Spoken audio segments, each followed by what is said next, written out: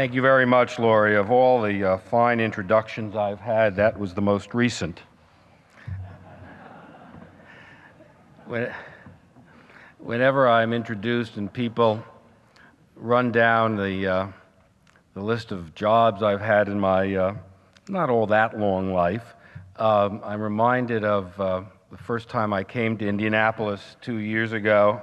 I'd just been offered the Hudson job and accepted it, and a reporter from the Indianapolis Star got on the phone with me, and he read down the list of jobs in my biography, and he paused and he said, "Well, Mr. Lenkowsky, it sounds like you can't keep a job, can you?" Well, I've managed to keep the Hudson job for 2 years, so I guess I'm doing much better.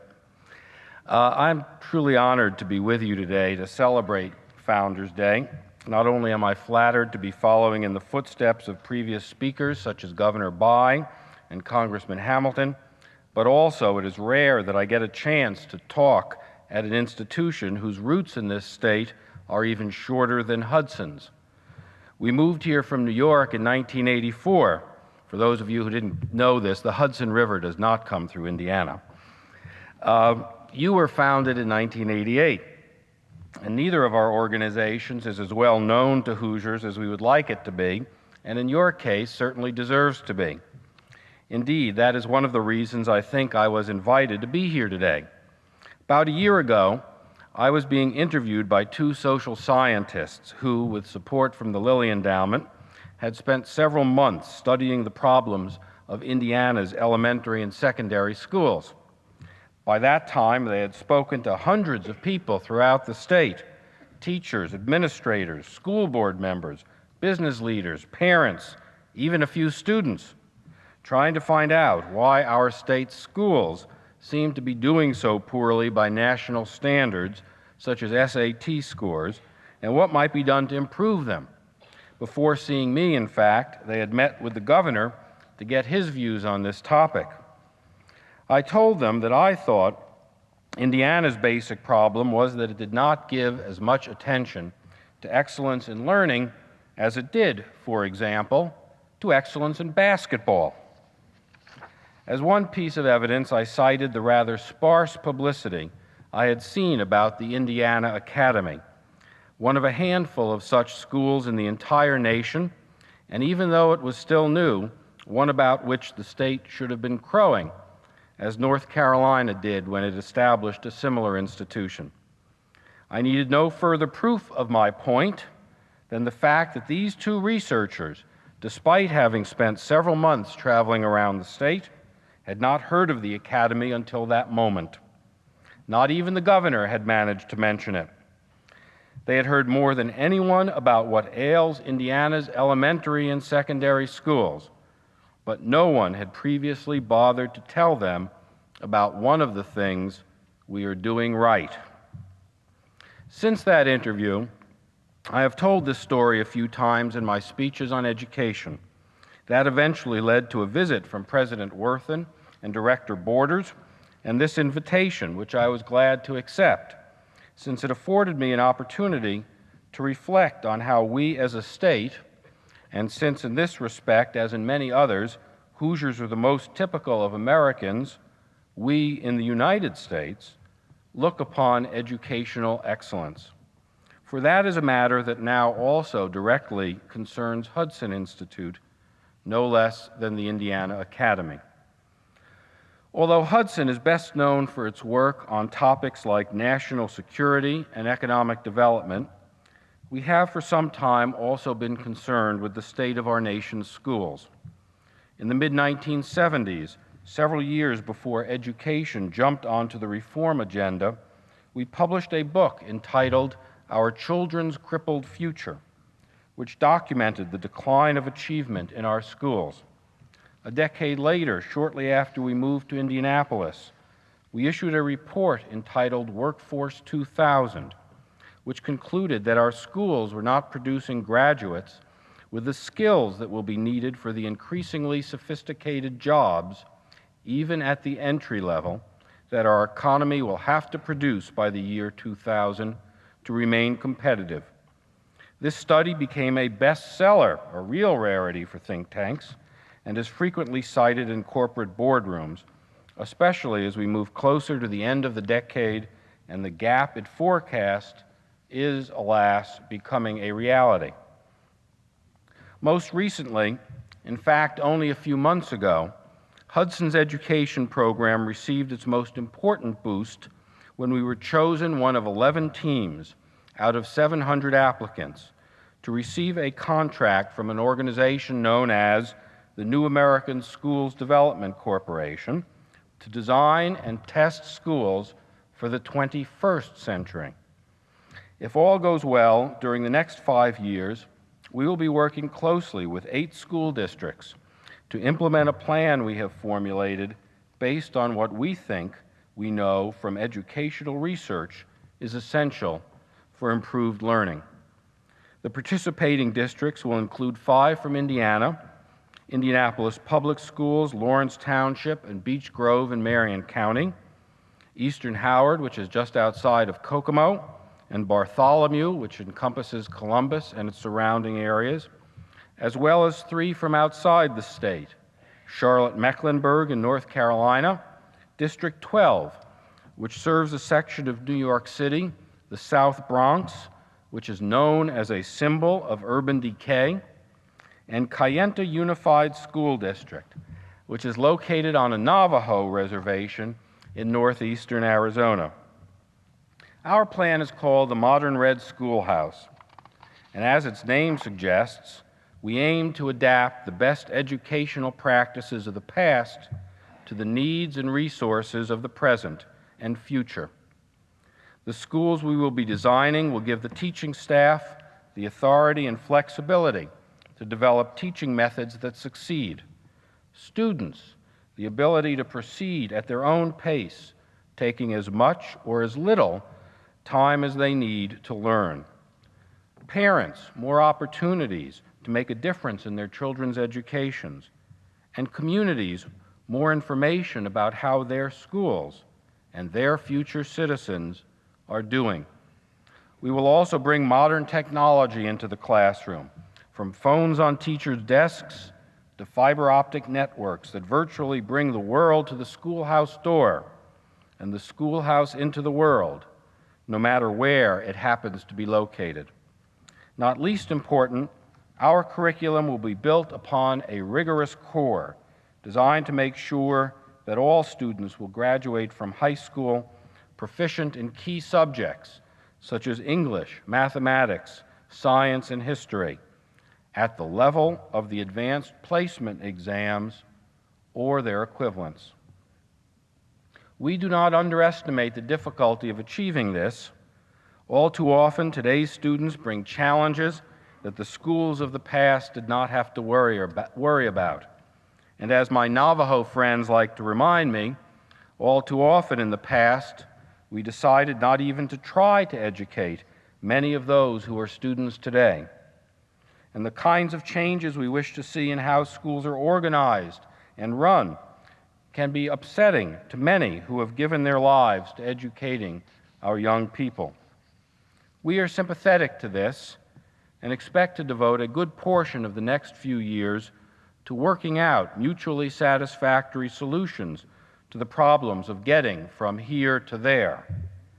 But we do not intend to lose sight of where there is, let alone lower our sights. For as the old saying puts it, if a wish does not exceed our grasp, what is a dream for? Like the Indiana Academy was just a few years ago, the Modern Red Schoolhouse is today a dream that we hope to turn into a reality. Yet in today's educational climate, our dreams have a way of becoming other people's nightmares. Although the Modern Red Schoolhouse has generally been received with enthusiasm in all 8 participating districts, we have nonetheless heard a recurring note of criticism. Our plan, the critics say, assumes that a liberal arts college preparatory program is right for all students. Our plan is inappropriate for at-risk or handicapped students, or it's insensitive to the concerns of minorities. In a word, our plan is elitist, and our dream is supposedly an impossible and perhaps even undesirable one for all but a relative few of America's students. This charge has been leveled against other efforts at educational reform and helps explain, I think, why the existence of the Indiana Academy has received so little attention. Our nation, as the Declaration of Independence put it, was founded on the self-evident truth that all men are created equal. Our public schools, once known as common schools, were created to ensure that the citizens of our democracy had a common understanding of the subjects necessary for commerce and self-government, not to train an aristocratic leadership class. The notion that some children might be chosen on the basis of their talents to receive a better education at public expense may often have been tolerated, but rarely was praiseworthy. In fact, that sort of education was, except in a few places, including for a while Indianapolis, thought to be the province of the private schools. And to insist, as we are doing in the modern Red Schoolhouse, that all children should be expected to perform at a level that only the very best now attain, not surprisingly causes some to wonder whether we have a more selective goal in mind. Like other Americans, Hoosiers have an ambivalent attitude toward educational excellence. We desire it and admire it, but we are loath to foster it, at least in our elementary and secondary schools. Our belief that merit should determine who gets ahead in our society is at war with our wish for a society where all may succeed. We value excellence on the basketball courts more than in the classrooms because we enjoy seeing it displayed, while outstanding scholastic performance is somehow unnerving, except in the sports-like setting of the academic quiz shows. We think it a national strength that our A students may become Nobel Prize-winning scientists and teachers, but that the real work of our society is done by those who get the C's.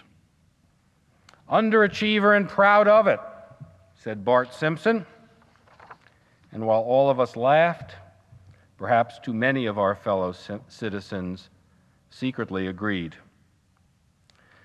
This outlook was most recently demonstrated in one of those international tests of mathematics achievement. American high school students, just like you, finished well behind students from the dozen or so countries taking the exam. Koreans were at the top. However, in response to questions that sought to find out how the students thought they were doing in math, the Americans were at the head of the class.